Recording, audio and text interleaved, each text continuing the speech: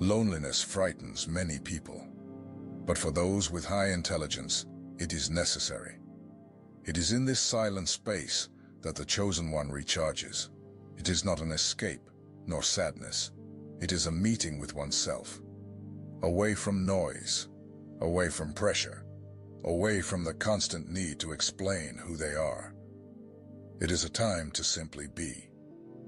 Being alone for these people does not represent abandonment. It represents reconnection.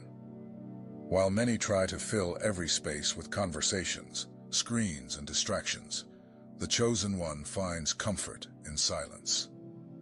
They understand that being with themselves is not a punishment, but a privilege. It is in solitude that they hear what truly matters. The mind of the Chosen One is deep and requires pause. They think in multiple layers, feel intensely, and observe details that most ignore. All of this needs time to be processed, and that time is not found in crowded environments. It is in solitude that these ideas mature and organize themselves truly. This choice for solitude also helps protect their energy. The Chosen One tends to be empathetic and easily absorbs what happens around them.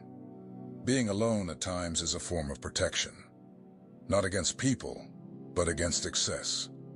They do not isolate themselves out of ego, but for balance, to avoid losing themselves in external voices. Loneliness brings clarity. Away from others' expectations, the Chosen One remembers who they are. They listen to their values, rethink their steps, and align their purpose. What may seem like distance to some is actually an internal realignment. It is a way to keep their feet on the ground and their mind at peace. This time alone also awakens creativity. Many of the best ideas arise when there are no distractions. It is in this voluntary silence that the Chosen One finds solutions, imagines possibilities, and has their best moments of intuition. It is as if silence opens the space for something higher to manifest. Many confuse this preference for being alone with coldness or shyness. But that is not it. The Chosen One does not refuse to connect with others. They just do not need it all the time. They value genuine conversations, deep encounters. And for that, they know they first need to be whole. That is why solitude strengthens them. Those who value their own company do not depend on validation. They may even enjoy being with others, but they do not need it to feel good. This makes them freer. They do not cling to places out of need, nor to people out of fear of being alone. They choose to be with those who add value, not with those who fill a void. This type of quiet intelligence is perceived in the calm way they position themselves. The Chosen One does not speak for no reason, nor act on impulse.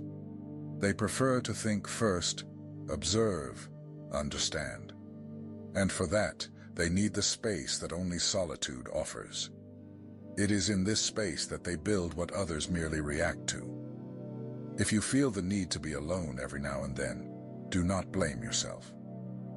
If you take pleasure in silence, in pausing, in distancing yourself from everything for a while, no, this is not a defect.